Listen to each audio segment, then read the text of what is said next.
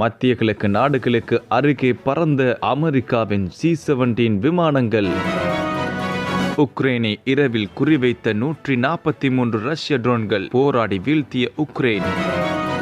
Trump விதித்த வரியை திருப்பித் தரும் திட்டம் தொடக்கம். எகிப்திய மம்மிகளில் கண்டுபிடிக்கப்பட்டுள்ள வியப்பூட்டும் விடயம். மத்திய கிழக்கு நாடுகளுக்கு அருகே அமெரிக்க விமானப்படை விமானங்கள் அணிவகுத்ததாக தெரிய வந்துள்ளது. அமெரிக்க ஜனாதிபதி டொனால்ட் ட்ரம்ப் கடந்த 7ஆம் தேதி ஈரானுடன் 14 நாள் போர் நிறுத்தத்தை அறிவித்தார். இந்த போர் நிறுத்தம் ஏப்ரல் 22ஆம் தேதி மாலை முடிவடையும் என்று எதிர்பார்க்கப்படுகிறது. இதற்கிடையில் பேச்சுவார்த்தைகள் ஒரு உடன்பாட்டை எட்ட தவறினால் அமெரிக்க படைகள் இராணுவ நடவடிக்கைகளை மீண்டும் தொடங்க தயாராக இருப்பதாக ட்ரம்ப் எச்சரிக்கை அளித்தார். அவர் இராணுவ தாக்குதல்களுக்கு தயாராக உள்ளது என்றும் காலக்கெடுவுக்குள் எந்த ஒப்பந்தமும் எட்டப்படாவிட்டால் குண்டுவீச்சு மீண்டும் தொடங்கக்கூடும் என்றும் எதிர்பார்ப்பதாகவும் செய்தியாளர்களிடம் தெரிவித்தார். இந்த சூழலில் மத்திய கிழக்கு நாடுகளுக்கு அருகே அமெரிக்க விமானப்படை விமானங்கள் அணிவகுத்து செல்வது கண்டறியப்பட்டுள்ளது. ஜெர்மனியுள்ள ஒரு முக்கிய நேட்டோ தளத்தில் இருந்து புறப்பட்ட பிறகு குறைந்தது 5 C-17 விமானங்கள் சவுதி அரேபியாவை நோக்கி நகர்வதை விமான பயணங்களை கண்காணிக்கும் இணையதளங்கள் காட்டுகின்றன. இது ஜெர்மனியில் உள்ள ஸ்பாங்டேலம் விமான தளத்தில் இருக்கும் 726 விமான போக்குவரத்து படைப்பிரிவால் அடிக்கடி பயன்படுத்தப்படுகிறது. இந்த விமானம் 3 பேர் கொண்ட குழுவினருடன் துருப்புக்கள், கனமான சரக்குகள் அல்லது மருத்துவ அவசர கால வெளியேற்றங்களை விரைவாக கொண்டு சேர்ப்பதற்காக இது வடிவமைக்கப்பட்டுள்ளது. இந்த விமானங்கள் ஏப்ரல் 19 மற்றும் 20க்கும் இடையில் காணப்பட்ட நூர்கான் விமானத்தளம் உள்ளிட்ட முக்கிய பிராந்திய மையங்களிலும் தரையிறங்கி வருவதாக கூறப்படுகிறது.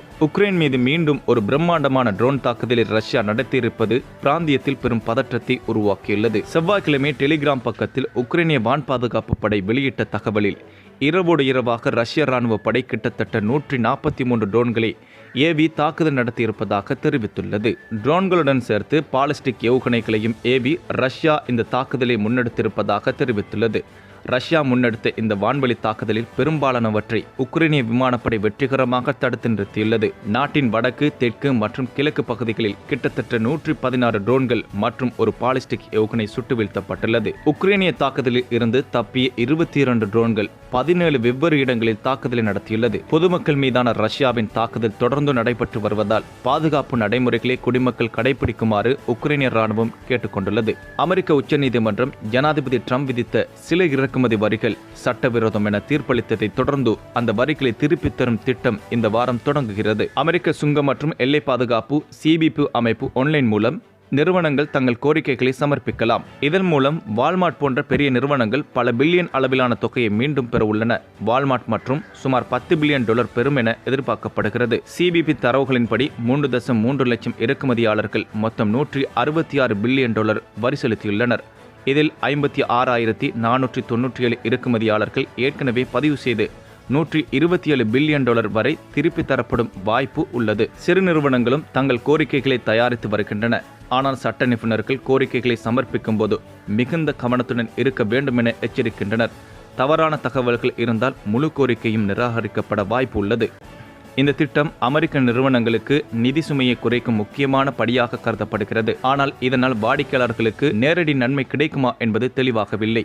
எகிப்திய பிரமிடுகளே இன்னமும் பலருக்கு ஆச்சரியப்படுத்தும் விடயமாக உள்ள நிலையில் சமீபத்தில் அந்த பிரமிடுகளில் கண்டுபிடிக்கப்பட்டுள்ள ஒரு புதிய விடயம் மேலும் சுவாரஸ்யத்தை உருவாக்கியுள்ளது. எகிப்திய ராஜ குடும்பத்தினர் மரணமடையும் போது அவர்களுடைய குடல்களை பதப்படுத்தி அவற்றை பிரமிடுகளில் பாதுகாப்பது பண்டைய காலங்களில் வழக்கமாக இருந்து வந்துள்ளது. அந்த பதப்படுத்தப்பட்ட உடல்கள் மம்மிகள் என்கிறார்கள். இந்நிலையில் சமீபத்தில் எகிப்தில் கண்டுபிடிக்கப்பட்ட மம்மிகளில் கூடுதல் சுவாரஸ்யத்தை ஏற்படுத்தும் ஒரு விடயம் கண்டுபிடிக்கப்பட்டுள்ளது. அந்த மம்மிகளின் வாய்க்குள் தங்கத்தாலான நாக்குகள் இருப்பது கண்டுபிடிக்கப்பட்டுள்ளது.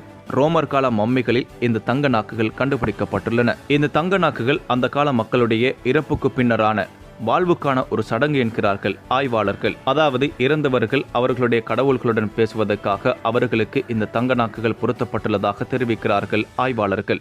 இந்த அரிய கண்டுபிடிப்பு எகிப்தின் தலைநகரான கெய்ரோவுக்கு 120 மைல்கள் தெற்கே அமைந்துள்ள மின்யா என்னுமிடத்திலுள்ள அல் பஹ்னாசா என்னுமிடத்தில் கண்டுபிடிக்கப்பட்டுள்ளது.